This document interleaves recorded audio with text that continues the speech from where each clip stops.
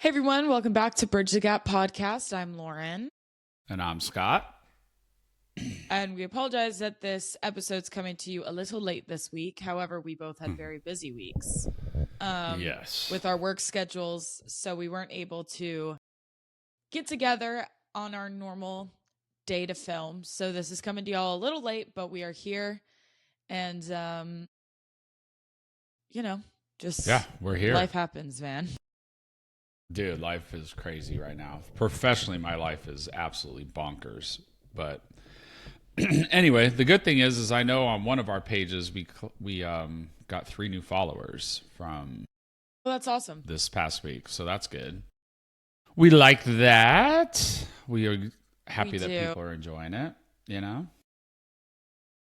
Yeah, it's funny. I was at work the other day, and she's not a manager, but she's like basically one.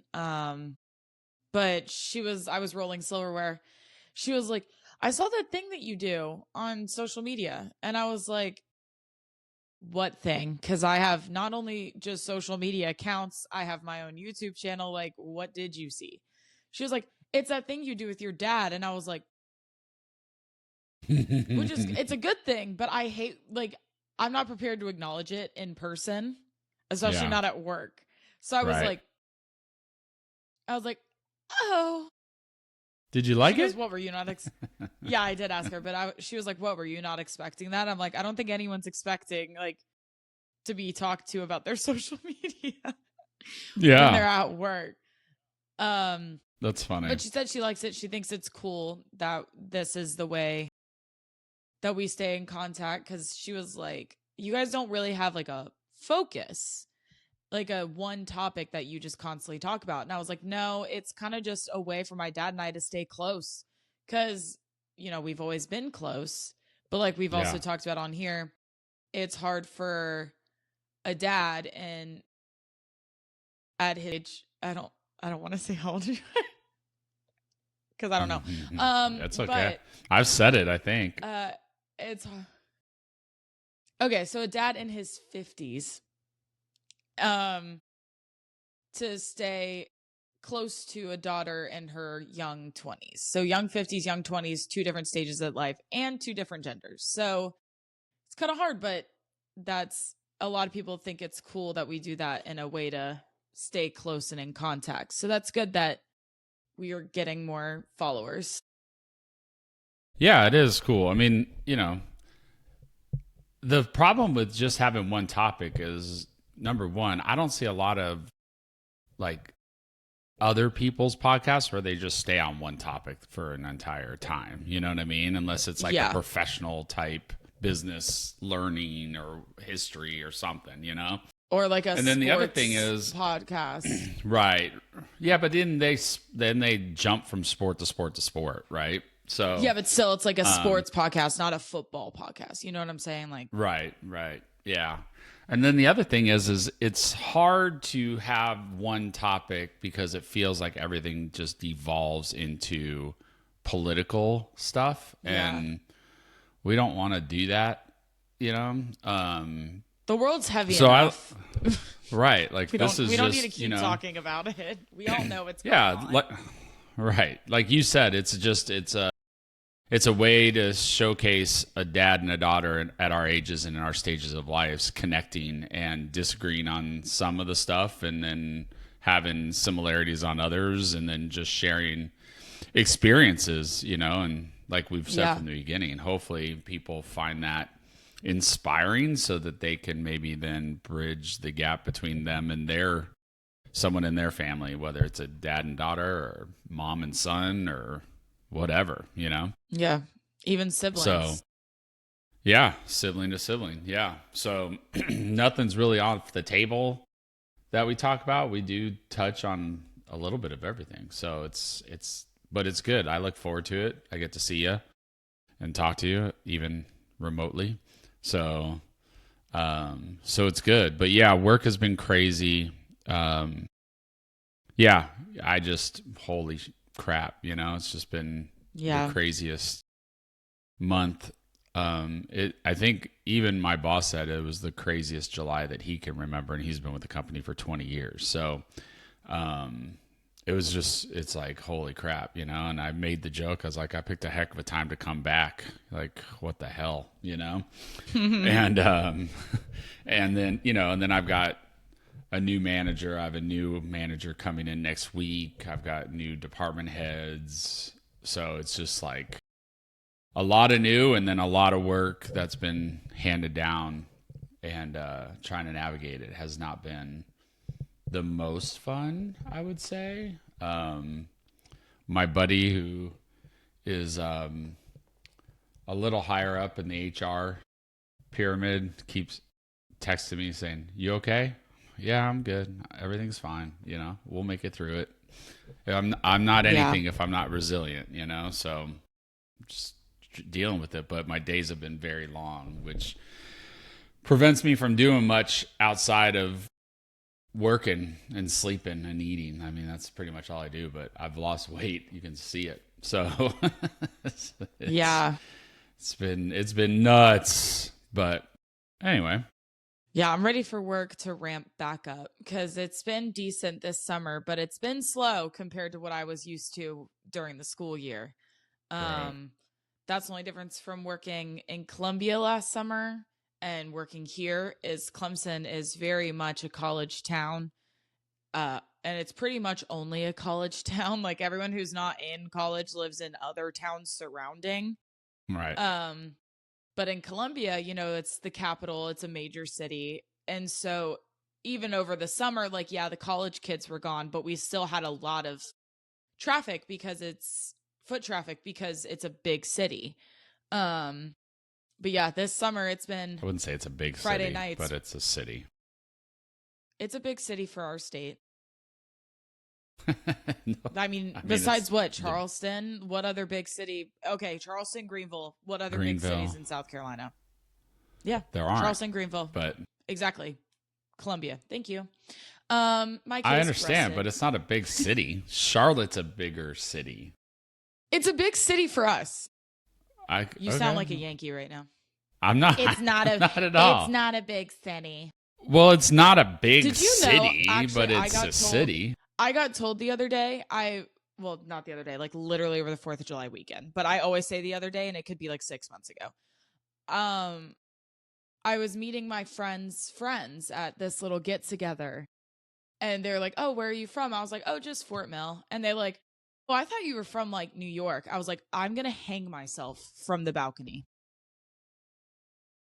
I'm not kidding. I was like, "What part of me gave that?" They're like, "Oh, I don't know. You're just very like out there." I was like, Southern culture is out there. Like, what part of me? I took that so dead personal. I was like, I'm going to cry. And again, no hate to Yankees. It's a friendly rivalry. We've already done this episode where we talk about it. But just like y'all wouldn't want to be told that, "Oh, I thought you were from Georgia." They don't like that either. So we can be in the middle. I don't want to be from the north. Maybe it's because you are not well, we talked about this before. I mean, you're a pretty confident, outspoken, self-sufficient young woman. So, sometimes people equate that to a more hectic type of upbringing, I guess, instead of like just a chill, So I don't know. That was unrelated, but I still like when I had to bring that up. But that's funny. Yeah, I'm ready for all the people to come back so that there's the heavy foot traffic. I mean, I worked on Tuesday night and by 8:00 we were down to closers. Which is great because I was a closer, so it meant more money for me. But also I was like, it's only 8:00. Like, we still have 2 hours to go. Right. And we've already cut the last server. Like, that's crazy. So I'm ready for the people to return. Yeah. Well, your friend comes when? When's your best friend come back? Today? Oh, that's cool. Moves in today. Yeah. But she's got sorority rush, or not rush. She's not rushing, but recruitment. And so she has dry week starting tomorrow. So we can't even go out with her this weekend. That sucks. I know. They have to have a dry week? Yeah, they can't drink at all, can't be seen with a drink, can't be out in a bar, even if they're drinking water. It's like a crazy thing. I hate it. I hate it. Do all sororities do that? Or Yeah. is it like a Every single college one. mandated thing? Mm-mm. Oh. Sorority. Every single one. But you See. can get fined heavily or even kicked out if you break it. So Well, there's another example of the differences between your dumbass generation and mine. Like, what in the world? Like, that's been there, I think. At least I for don't think- Southern universities, it's always been there. I don't think so, dude. Like Yeah. that, like they have a whole. I mean, Revenge of the Nerds was all about It's a movie, sororities and Dad. fraternities. I know, but it's based on what was happening. I mean, Animal House. I mean, all these movies where it's a fraternity or sorority. It was crazy. And I know, listen, I get it. But it's Some only during kids recruitment week. overdrank and got hazed and they whatever, but that's just another one of those. Let's be softer and kinder. No, it's only because it's during recruitment week. So like you want to put on the best like image for your sorority. So it's like Back in the day, it whatever. was party. Feels like when I got recruited. Maybe. It's like when I got recruited for soccer at colleges. They would throw like a big old party for us, and it'd be chaos. Yeah. Like we were underage and just getting fed drinks, and yeah, that's why if girls you're a would freshman, pick us up at the airport. I mean, it was Yeah. fantastic. Well, that's why if you're a freshman girl, you go to frat parties because there's free alcohol. Yeah, right. That's what I mean. But yeah, ready for people to come back, ready for the bars to get full. I was at trivia last night with one of my other best friends, and we actually had a situation that I kind of want to get your opinion on. Okay. So she has a boyfriend, my friend. We'll call her Mia for privacy purposes. Because I haven't gotten her clearance. Like, No, I get it. so, but we'll call her Mia. Mia has a boyfriend, and we're sitting there at trivia yesterday, and the bartender comes over and hands her a shot. And she was like, "Oh, this guy at the bar bought you a shot." And I was like, "Oh, cool, thanks." But like, also who? Mm-hmm. So she pointed to the guy, pointed him out. And so we were just kind of giggling because it was just such an odd situation. That's not something that happens. And we didn't really know what to do. So we sipped the shot, by the way. It was the best shot I've ever had in my life. It was called a Thin Mint, and it was made with Kahlua and Rumple. Oh, okay. It was amazing. I was allowed to take a couple sips of it. But the guy then comes over. And now I want to die because now it's just really awkward. And he starts complimenting her, telling her like he thinks she's so beautiful, so he just had to buy her a shot. Meanwhile, they just read off a trivia question, so I'm trying to win. And we were just talking about the question before he came over, and I was like, dang it, now I have to do this by myself. So they're having this conversation. I'm trying not to be awkward and like stare and watch, but I'm also like not trying to be ignorant and Right. just like whatever. So he's just complimenting her, and he was very kind, and we were both very appreciative because, you know, it's a very nice thing to do. And so she was like, "Thank you so much. I really appreciate it. I do, however, have a boyfriend." And he was like, "Okay," but then he didn't like leave. He just kept talking.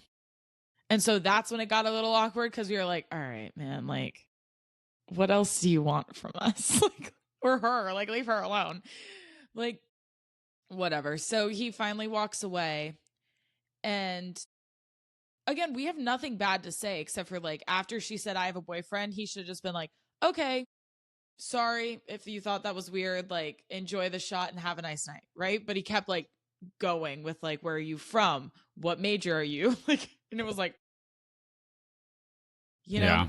Yeah. So then his friend comes over and his friend approaches the table in the best way possible. He goes, "I have a wife, love her to death, but that was my friend and we need a report on how he did." And we thought that was so cute and so funny. And I was like, I like how you started that. That was Yeah. the perfect way to start that conversation.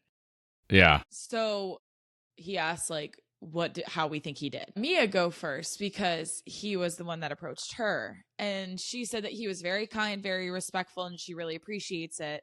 However, after she said that she has a boyfriend, he should have left sooner.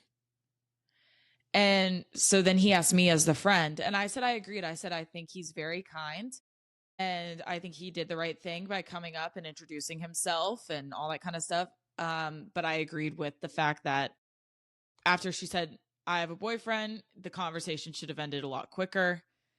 And the friend goes, okay, good to know. And then he goes, so was the drink a nice touch? I said, I think it was a nice touch. However, what I would do is approach, assess, and offer.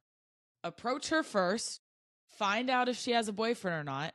If she doesn't, then you can offer to buy her a shot or a drink. That way you're not just spending money without knowing, it was a nice touch.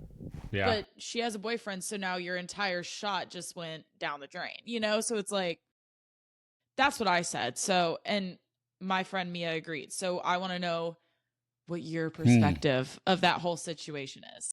Well, there's a lot to unpack there. Number one, it's weird, I guess, in this day and age to buy people drinks from like across the bar because of all the craziness that can happen now. Yeah. You know what I mean? Like, you got to protect yourself. That's why we were glad the bartender brought it over and not him, because if he brought it over, we would have been like, it would have been like, no way. I'm not touching that. Yeah. Yeah. So, yeah, I mean, that was good. I think,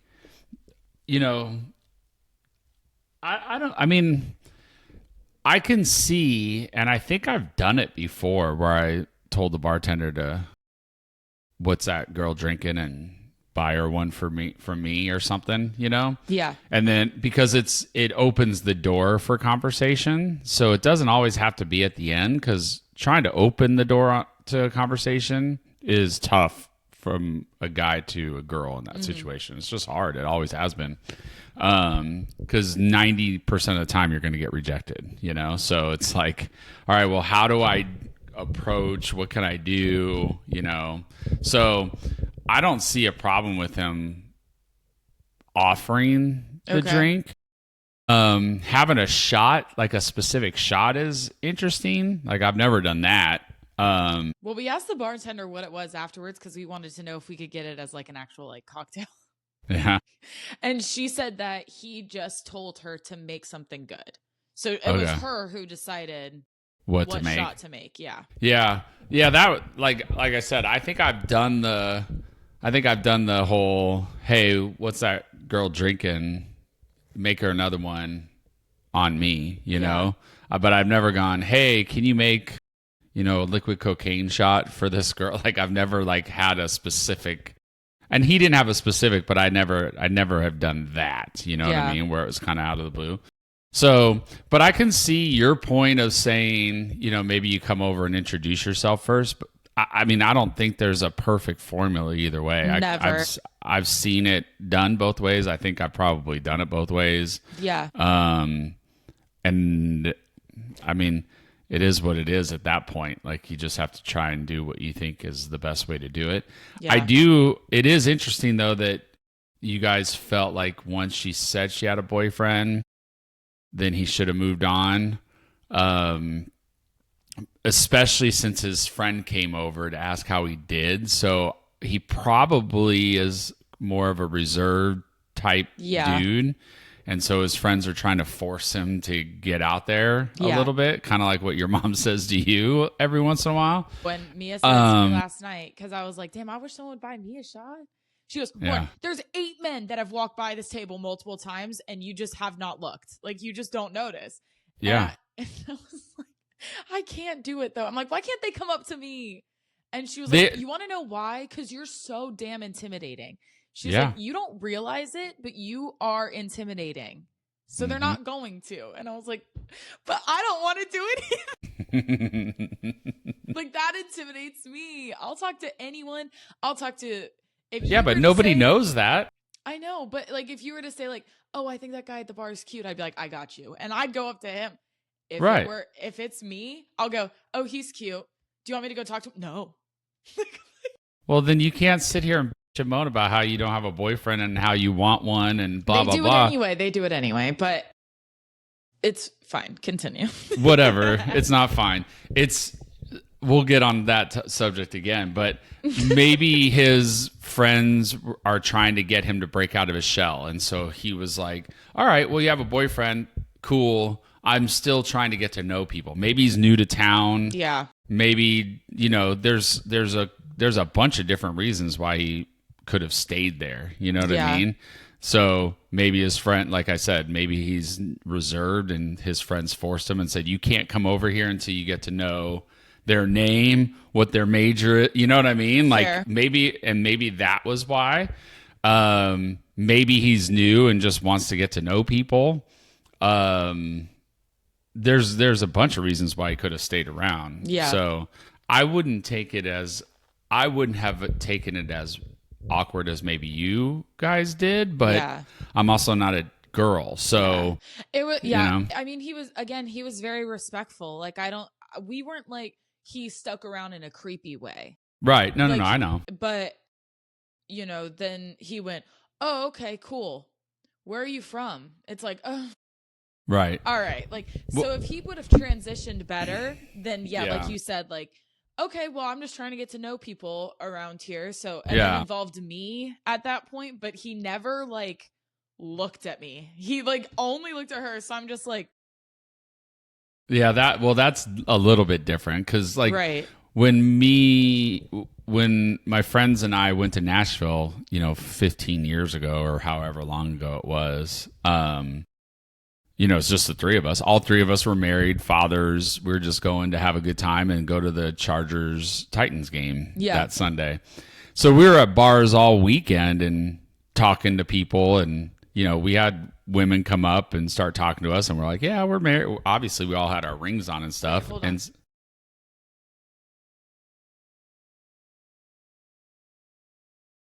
Wop, wop.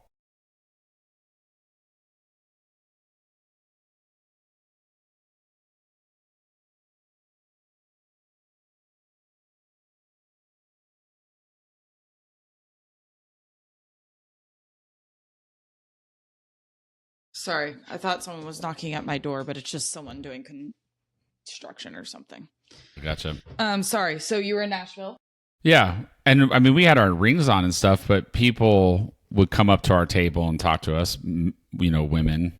And we had our rings on. And it's not like we were hiding anything. And we just hung out. Like it was like, hey, we're here for the game. Oh, cool. You're a Charger fan. And we just hung out and had some drinks and went on our merry way. So I think maybe was what he was trying to do. Yeah. Make friends. Who knows, obviously that wasn't his intention at the beginning. He said she was pretty and he needed to buy her a shot or whatever. But, but then, who knows? I mean, and his buddy didn't divulge any additional information either. So it's hard to say, Yeah.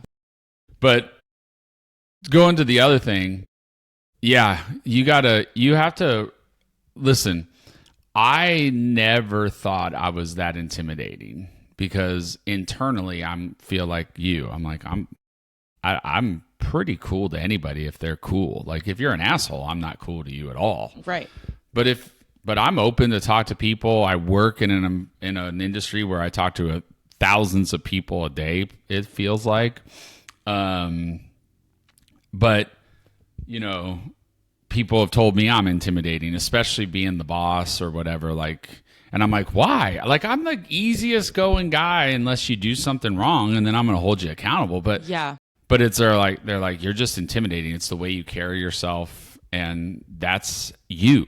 Unfortunately for you, that's how you are. Your mom is like that too. Your mom is super intimidating to people because of how she carries herself with her confidence. And even when she's not confident, you would never know. Yeah. Because she doesn't ever let on.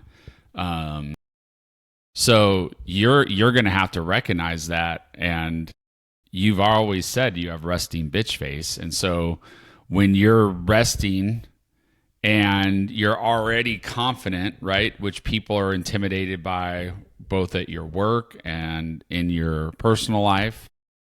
Then you throw on, when I'm not paying attention, I look like I want to kill somebody sometimes.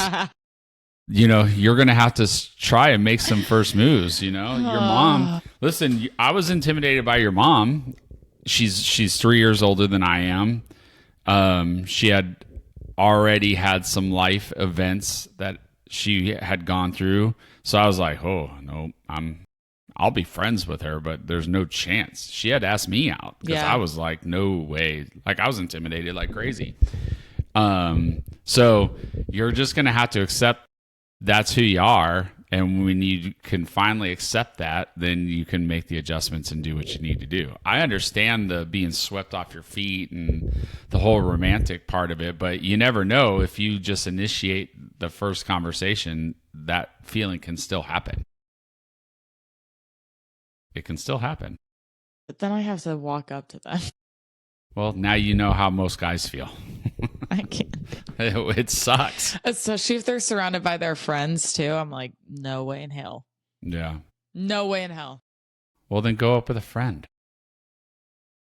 Well, the current friend that I go out with has a boyfriend, so that's not going to get us very far right now. No, I know, but at least you were there with a wingman. Yeah. Or winged woman. I don't want to be, I want to be current with the times. Yeah, she... Wing person.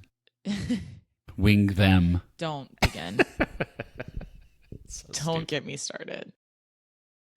I just saw a video the other day. Again, we're not getting political, but I did see a video the other day where they were like, or it was on a show, and they were going to like a maternity class or whatever. Mm-hmm. And the literal nurse goes, "Do you plan this in California?" But she goes, "Do you plan on chest feeding?" Shut your mouth right now. Chest feeding. It is breastfeeding. BREAST. Breast. Because you know what? You're a woman. You can't chest feed. Right. I can't feed anything. There's no milk ducts under those pecs. That's why they're called pecs. Right. So stupid. Ooh.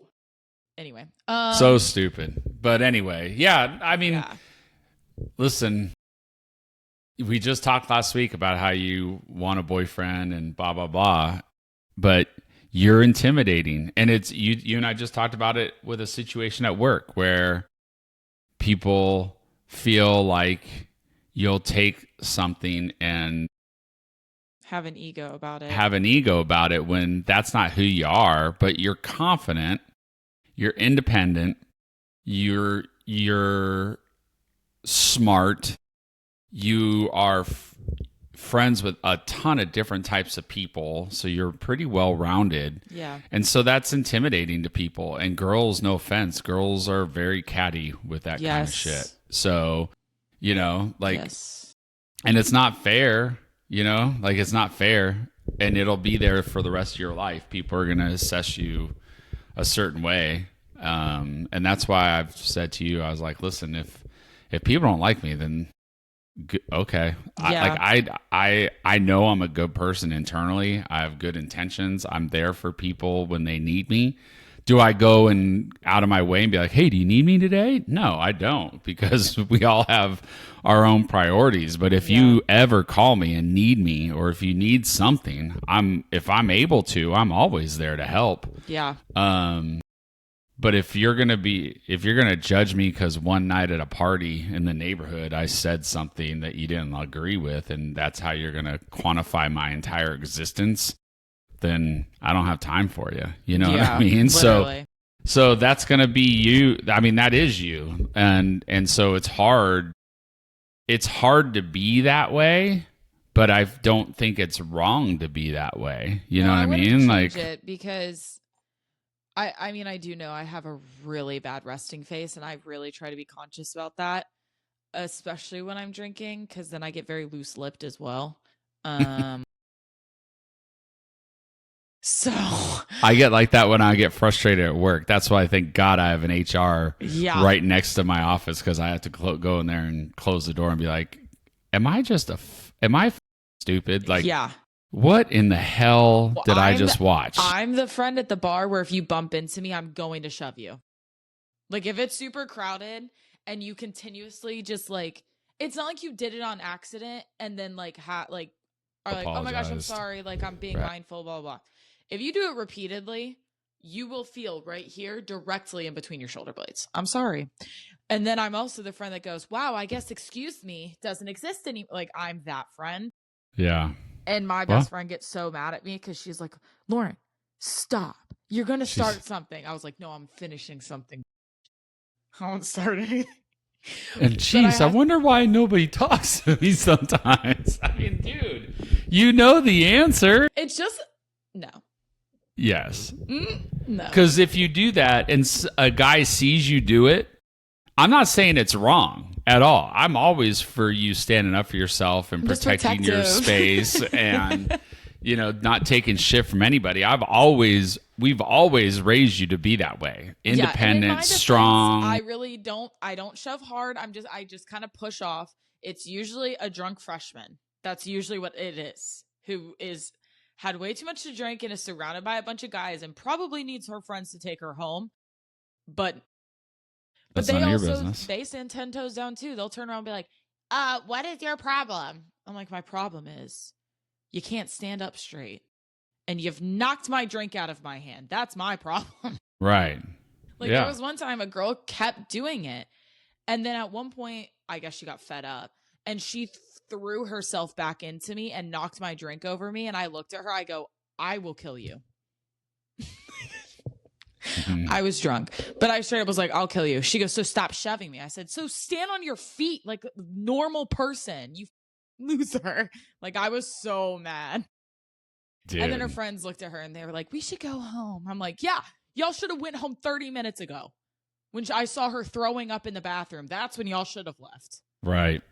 Well, I mean, listen, like I said, you get that from your mom and I, because your mom and I are we are who we are. We have our faults. We are not perfect in any way, shape, or form, but we are genuine and we're not hypocrites, and we will die to protect those that are closest to us, whether it's friends or family. And that's not always reciprocated, and we've gotten burned where we thought we were really close with people and then got burned by it. Yeah, and I'm already sensitive to burning. Okay, guys. So, I mean, that is how you are. Yeah. I mean, it's like for my 40th birthday when that guy dumped his drink on me. And granted, I was drunk. It was my 40th birthday, but I stood up and picked him up by his neck. He didn't even see it coming. I was sitting down, and as I stood up, I grabbed him right here and shoved him. I almost lifted him up just with my one arm. Yeah. And his friends were like, whoa, whoa, whoa, we're sorry. And then his one buddy brought me over and bought me a new drink, and, they backed down. And I don't say that to say, look how tough I am, because I'm not. I'm too old to be tough now. And I don't promote violence. This is us being provoked. But if you're going to be rude to me because you think I am something that you assessed without even talking to me, or assuming I'm a certain way, or whatever, disagree with something that I said or what I believe in, then that's your prerogative. I'm totally okay with that. But I'm not going to change who I am to try and fit in and be like, oh, yeah, hey, I'm not going to chameleon up and just blend into the background. I'm going to be who I am, and I've always been that way. And you're that way too. I don't want people to think that I'm like an aggressive drunk either, because I'm not. You can ask my parents, you can ask my friends. I'm pretty much. You're not at all. I don't change much, I feel like, when I'm drunk. If anything, I just get giggly and I swear like a sailor. More, and you talk like nonstop. That's like just around y'all, actually. No, you don't talk. You don't stop. I don't even think you breathe. You just like, and I'm like, oh my God, holy shit! Please stop talking. Okay, so I talk more than I already do. Oh my gosh, yes, very much so. But I'm also, I always have been like the protector role in a friend group. I'm always looking out for everybody. I'm always the least drunk out of everyone else. And there's been times where we've been walking back from somewhere, or walking to the Uber, walking to the bus to take us somewhere after a night of drinking. And if I see a girl by herself, I'm going to ask if she's okay. There was one time I saw a girl, she was arguing with a guy So I went up to her and I was like, "Are you okay?" Like, because, you know, a lot of girls meet these random guys and then blah, blah, blah. Like, I don't know their story, but I'm not going to then go, oh, it's her boyfriend. They're just having a fight. Because then that could end really poorly if I don't. So, and again, my dad and I talk about we don't promote violence. We really don't. And Nope. that's us just reacting, especially, and we give people chances, many, many, many chances. Mm-hmm. That girl, before I shoved her like I did, I told her, hey, can you please stop? Hey, we're right behind you. Can you please be mindful? Like, I don't immediately just start shoving people to the floor. Right. Right. Like, I'm not like that, but I will Right. protect my people. Yeah. No, I mean, I think it's I don't disagree with that at all. And Yeah. you're right. We don't promote violence. I don't think as an adult, I don't think I've instigated a single fight, not once. No, I haven't either. I've been in Well, a couple as an adult, but it wasn't. I certainly didn't start it, and it's been 25 years since I got enough. I mean, it's been forever. You know, I slapped a guy in the face at the bar because he told my friend that she looked like a slut. So I smacked him in the face and I said, "Don't say that again." you got to be careful with that shit, though. Yeah, I know. You need to be careful with that. It took over me. Well, I know, but he could press charges on you too. He can. He can, but I he just won't. watched one of those cop videos on a reel or whatever, and Yeah. this woman smacked like an Uber driver, and he stopped, called the cops, and she got arrested. Oh, that's It's fine. assault. You know what I mean? So He was assaulting her first.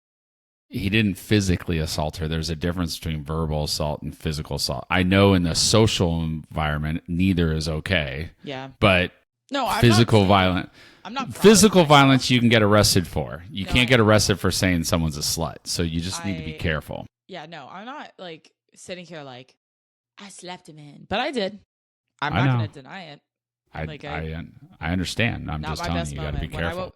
When I woke up the next morning at my friend's house and she told me I did that, I was like, "Oh my god, no, I didn't!" Like, Yeah, that's not good. yeah, But anyway, you know, I think I still struggle with recognizing intimidation, like, because as the boss of 200 plus people, I know my title carries weight, so I try not to bring that weight with my presence. You know what I mean? Like I don't walk around like I'm the boss man. You know what I mean? And I try and relate to people, but then at the end of the day, the title's the title. So Yeah. no matter what I say, it's going to carry weight, you know? And so that's where you are personally. Like you carry yourself like the boss. And so that's intimidating, but we've taught you to always be that way. Walk into a room like you own the room, and but don't be rude, which you're not. Don't be arrogant, which you're not. Don't be an asshole, which you're not. But you got to carry yourself with confidence. And if you're not confident in the situation, then you'll figure that out later. You know what I mean? But for a girl that's 20, almost 22, that's intimidating to guys, you know? Like I said, your mom is that way, and she intimidated me. So yeah, the more you can recognize it, then the more you can proactively adjust when you're in those situations. You know, like you gotta be a little bit more chill. I am chill. I mean, give the persona off like you chill, and it's hard because you know. Well, I try, like but I said, I still have a really bad resting face. I know, and like I've quoted Bill Burr on here before, but you know, he talks about he got upset about something, and his wife was like, "I just don't understand where that's coming from," and he's like, "You don't understand where they're coming from. I hover at 90, like I'm at 90 constantly." I saw that clip. Yeah, and I'm the same way. Like even when I'm relaxed, people think I'm intense. Yeah, same. And so that's I'm sorry for having to have passed that down to you, but it is what it is. Well, I was also told by a professor when I was in like a public relations class. I think it was my freshman or sophomore year. Like, and he called me out specifically. And he goes, "You're reserved and you don't let a lot of people in easily. You want to know how I know?" And I was like, "How?" He goes, "Every day you've come in here with your headphones on. You don't take them off until I start talking. You sit with your legs crossed and your arms crossed." I was like, Mm-hmm. and I caught myself at the bar last night because it was only two of us. So we were in a booth and I Mm-hmm. turned so my back was against the wall, not the booth, the wall. And so I pulled my knees up. I completely, You shut everybody out. once I realized it though, I turned, I fixed it. But I don't, I just, yeah, Yeah. I keep to myself, man. But Well, I'm working on it. Also, you're gonna. some of that body language stuff's unfair. I just find it really comfortable to sit with my arms crossed. I know, but statistically or whatever, that's closed off I or know. dismissive of It's how I what someone's always bringing sit. to you. I know. Like I've had to take a lot of like professional development classes, and we talk about body language, nonverbal communications, Yeah. all that stuff. So like I get it, but like you know, I'm the same way. Like I stay to myself, um but at your age I wasn't as closed off and protective as you are. At your age I was wildly carefree. Like Well, I I've just been did a burned I multiple know. times before the age of 18. So I know, but a lot of people do, and you know, you've let it shape you a little bit more than you I'm just a probably lot more should. protective of myself than I think the average person is. That's why I have a lot of friends. I don't have a lot of close friends. Um, but that's also because I just don't like willy-nilly throwing all my information out there. So Right. it's Well, and nothing that's against the people. I enjoy hanging out with them no matter what. It's just like if you ask them, "Oh, how old's or like when's Lauren's brother's birthday?" Only like my two best friends will know that. No one else will. So it's like all of yeah. my details I keep private. Well, it's funny because But I once, as an adult, I once had an argument with someone. You know, we just kind of had a falling out, and he basically said that nobody liked me, and that's why I don't have a lot of friends, and you know, I'm an asshole, whatever. And I was like, okay. And I was like, I have friends. I just don't have frivolous friends. Like I have good, close friends until they're not, you know? And you think everybody's your friend, but you don't have a close friend. a friend to And all then, is a friend to none. right. And then when they move, so then fast forward a few years later and they were moving and none of all those friends showed up to help them. But we had reconciled enough. And so I went over and helped them. And I was like, that's the difference between people like you and me. I didn't say that to him, but I know that's what my internal dialogue is. I may not have a lot of friends, but the ones that I do have will show up. Yeah. And the ones that aren't good friends won't. And that's okay. I don't need them to.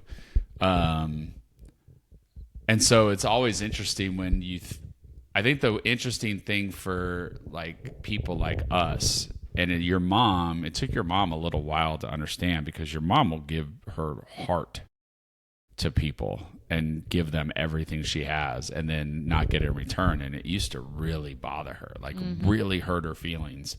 But then after it happened a couple times since we've been married, now she's not that way, you know? So, but it's always interesting because we are so selective with who we share things with that when those relationships change, it's weird because we're like, damn, did we miss that one? Like, Yeah. what did we do? Because we felt like we had earned that closeness as friends, or you earned it from us, you know, and from our side and our point of view. Yeah, like the loyalty. And so, yeah. And so then when that changes, you're like, huh, man, did I misread that person or that couple, or did we do something? And so it's always is a bummer because we don't have 9,000 people within our circle. We just have a few. And so when they when they don't continue that relationship, it's always kind of a weird thing. Like it's weird, you know? Well, and even like when we have been kind of burned, it's like, I'm still here for you. And then you never hear from them again. So it's like, Okay. yeah. Oh my God, stop touching your microphone. Sorry. Is it loud? Yes. It's like a hurricane in my head. Before we do go, though, I did want to talk to you about a movie that I watched. Okay. So I had seen like clips of it on TikTok, but I was like, all right, I want to watch it. So it's called, I think it's Ethel and Ernest, and it was made in 2016. And it's a guy, the son wrote the movie and illustrated it himself. And he was like, my parents aren't extraordinary, like they don't have a crazy story, but it's just illustrated. It's animated. Yeah. Huh. But it's a really, really good movie. Very touching. It's the love story between this boy's parents. And it's during a time it takes place in London, and it's World War II. And it's always London. I didn't even know it took place in London. I knew they were British, but I didn't know it took place. I didn't know it was in London. I knew they were British because of the clips, like I heard them talking, but I didn't know. But anyway, I wasn't upset. No, I'm sure you were. But when the movie starts, it's 1928, and it starts with their like love story, how they met, blah, blah, blah. I'm like, oh, this is cute. And then I forget what happens 10 years later. Oh, World War II. Bro. Yeah. I was like, no, stop. I can't handle it because I don't do war movies. And even animated, I was crying. Like the bombs were coming over, and the dad, he is like a firefighter volunteer. So while the bombs are being dropped, he's working, hosing down the buildings. Right. And he comes home and he's like just slumped over in a chair. And so the wife comes home. She's like, oh my gosh, I'm so glad you're back. You were gone for so long, blah, blah, blah. And he just starts crying. And he talks about how they like bombed a like children's hospital, and how he had to pick up pieces of kids. And I was on like, like,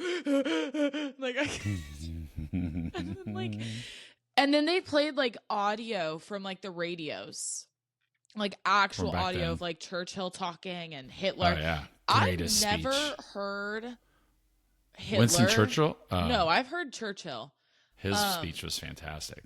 But I've heard like clips of Hitler talking in documentaries, but they played like an entire, almost like the whole speech. And I had never felt like, I felt scared listening to him talk. And I don't understand German. I don't know what he was saying. I mean, and obviously part of it is I know who he was, but also just the evil and anger in his tone. I was like, that I had like chills down my spine. I was like, oh my gosh, like this is crazy. Yeah. But I don't watch war movies, and so I didn't think that it was going to focus on that. You know, like when it talked about this is my parents' love story, but that was part of people's lives, like that big time, huge part, especially in Europe. Like they just had to go to work the next day, and their stairs were blown up. Like it's crazy to me. Great story though. I cried at the end because obviously they go up until his parents pass. Right. But great love story, very traditional, where the woman works in the home and the guy goes to work. But then again, back then they lived in a house on a nice in Wimbledon court, and the dad was a milkman. He delivered milk, picked it up. Times. And that's what they lived off of. Like, that's crazy. Yeah, it is crazy. It's a great movie, and I think you and Mom would enjoy it. And I know it's hard to get around because it's animation, but it's almost like in a storybook sense where it's not Disney polished. Right. Anime. It's you can tell it's hand drawn and that it's drawn from love. Great movie, great story. They talk about a lot of issues that I think are very cool. And it's just a very natural progression of what a real marriage should be like, where, they argue, but then she starts crying and he immediately has her back. Like it's great. I think you guys would enjoy it. Especially with the war element, to just, cause it is a glimpse onto into what was really like back then, because that little boy lived through it. Mm-hmm. He was one of the children. He was sent away to live with his aunts in the country. And I didn't know they painted warplanes. I didn't know they painted the bellies blue to blend in with the sky more. And I also didn't know that they had pink ones to blend in with dawn and dusk. Mm-hmm. That's insane. Like, I didn't know that. I wouldn't have known that ever unless I watched that movie. That's interesting. That's interesting. No, that's cool. It sounds cool. I'm sure once you tell your mom about it, I'm sure it'll be playing somewhere in this house. But it is funny to me how war movies kind of like spark you to be crazy, because you'll watch murder shows, you'll watch horror films where people are bludgeoned and killed. Well, no, I don't watch the gory ones. I just watch the paranormal ones. Whatever, dude. Like, I don't understand how you can watch that kind of stuff and then watching something that happened almost 100 years ago. Because I think war, like, as much as murder's wrong and awful, awful, awful, war is just mass murder that we've normalized. It's governments who can't just have a conversation with each other, so they send a bunch of people's sons and now daughters to go fight it for them. And I disagree with war completely. Also, we have atomic bombs now. Why are we still doing this? Like, we really can't figure it out. Yeah. Anyway. Well, but yeah, that's why, because it's like, it's not just, it is sad to watch a murder documentary and look at the mom and be like, you lost your daughter, and the dad who lost their daughter. Like, that's hard to watch. But I also have like an interest in criminology. So it's also interesting for me to watch. Like, how did you solve this? How did we get there? Like, that's where I find the interest in it. War movies is just horrible, because it's like, I already know it's happened because I read about it, I learned about it. But having to watch like All Quiet on the Western Front, that's a brutal, brutal movie. And I know it's important to watch, but I prefer to read it because watching it, it's so much harder for me, because again, in my eyes, it's just mass murder that we've normalized, really. Well, and there's no shame, because I have much respect for our armed forces and the military and the Army and the Air Force and everybody. I have utmost respect. I just don't want to watch what you have to go through. I appreciate it. I'll support you from right here. It is interesting, though, that how you interpret that. I've never looked at it that way, because I look at it from more of a necessary part of our existence, and it always has been. And like you say, we can't talk. Well, that could be true in some cases. In some cases, talk is cheap, or things aren't communicated, or things don't go how you communicated they would go. Yeah. And in the meantime, we can't just let you continue to do it. Like, Hitler wasn't going to talk to anybody to stop doing what he was doing. So the only way to do he just went against everything he said. Well, that's what I'm saying. I mean, and like we said, we try not to get political, but the same thing's going with Iran, right? Yeah. Like, they said they've come and asked for, okay, we won't do this anymore. And then they turn around 2 hours later and freaking send missiles off to, so at some point, talk doesn't work. And so what do you do? I mean, we're fortunate geographically to be away from a lot of that. But unfortunately, the world relies on us so much to be more involved in it. And, that we have to face it. I mean, I would be more than happy to just close everything down and just be self-sufficient. Like Switzerland. Well, yeah, but unfortunately, that's not going to happen, right? Yeah. I mean, I think it's perfectly okay to protect your own place. I do too. I just wish we figured out. We all protect our homes and our apartments by putting locks on the doors and locking them and not letting people in. So. I just think instead of war, I think if you are in a beef with somebody, then you go into a ring and whoever gets knocked out first has to concede and be okay with that. Yeah. Well, that's a again, perspective that I've had in years past too. And listen, like I'm not because it's all government. Right. I'm not pro war and pro death and pro destruction at all, but I also understand that there's sometimes where force is necessary, where it's whether it's individual force like we were talking about at the bar, or it's government force on a scale that you and I just don't have any clear perspective on because we've never been in that seat, you know? Yeah. So I get it. I get what you're saying. I just have never thought of it that way. But I also then compartmentalize the fact that sometimes it's just necessary. Like we just had to do what we had to do. And it's been like that for civilization after civilization after civilization. Like It is funny though, because in the movie, they, they're listening to the BBC on the radio. Right. And they announced that the United States dropped the bomb on Japan. On Hiroshima. Yeah. Hiroshima. I never knew how to say it correctly. So anyway. I think you're okay. But the dad, while they're listening to that broadcast, he's like, well, at least there's going to be no more wars because no one can compete with that. And then there's the Korean War directly. Yeah. Well, I mean, realistically, there's 7 countries in the world that have that capability, I think. Yeah.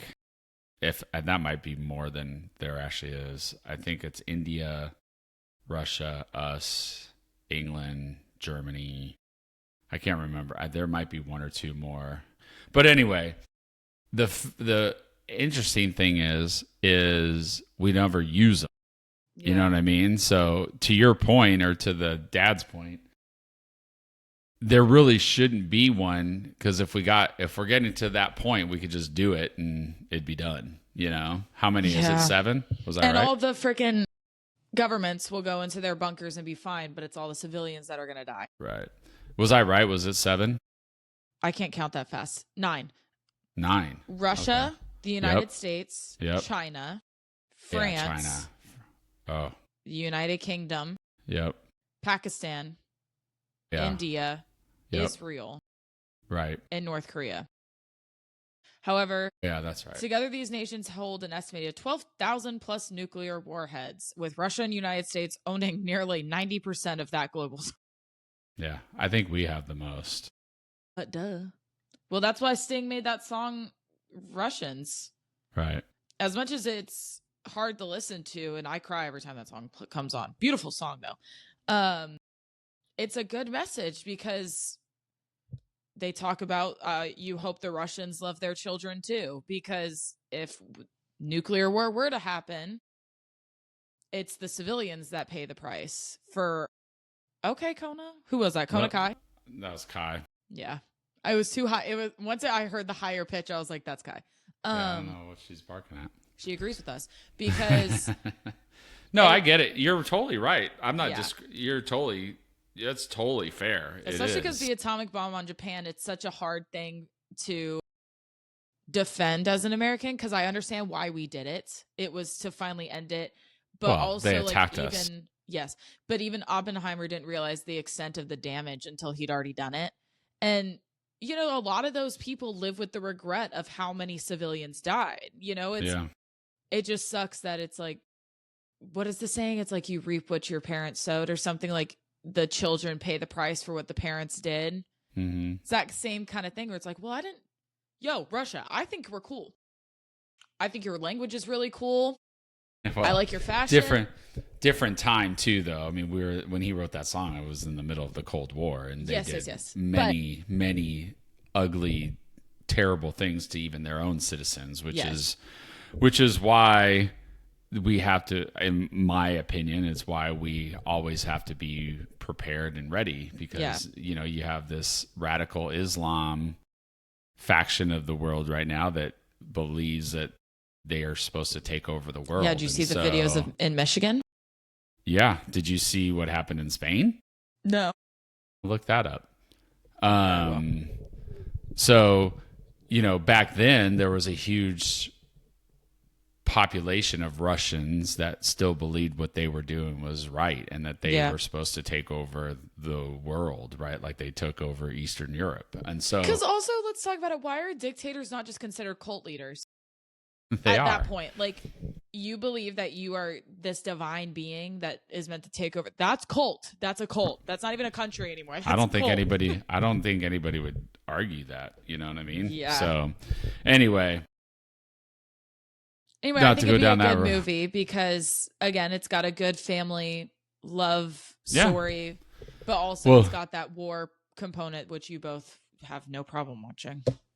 I think it's fascinating. And to be honest, like, I think it's fascinating when I watch any type of movie that has to do with that, whether it's, you know, Saving Private Ryan, which was an incredible film, or even like, you know, very loose adaptations of battles that we've done in history, like the the Gladiator movies. Oh, that's fine. You know, all that. all that old stuff. Because, you know, as I've said before, I think we're like the second or third iteration of human beings on this planet. I think, you know, I think the pyramids and all that stuff, I think there was a civilization here way before we started. Yeah, we're not going to get into all that again. But anyway, you can cut this part out. But no, good. I'm sure you'll tell your mom, and I'm sure I'll be watching it at some point. Yeah. Cool. We can wait to watch it when I get home. Yeah, whenever that is again. September 1st. Oh yeah, because of your trip. London. Yep. All right, well, let's wrap it up. 6 days I'll be home. It's crazy. All right, well, on that note, thank y'all for your continued support. Yeah. Again, we don't promote violence, so don't think we do. Protect your loved ones. No more war. Peace, love, happiness. Let's all just smoke and get high and be okay with each other. I don't not condone violence. I think there's times where force is necessary, but we don't go looking for it. We don't go and try and do it. We don't go and get our kicks out of being an ass and physically assaulting people. Like, there are people out there that do that. So, yeah, good times. Well, yeah, like you always say, be kind. Everybody's going through something. We're all trying our best, most of us. And then thanks for watching. Thanks for listening. Thanks for liking, commenting, sharing. We got some comments this last week on our clips. It's pretty funny. So we always appreciate it, and thank you for being new listeners and watchers. We appreciate that. Share it with a friend. Be good. Treat people with kindness, y'all. We will see you next week. Be good. Peace out. Peace out.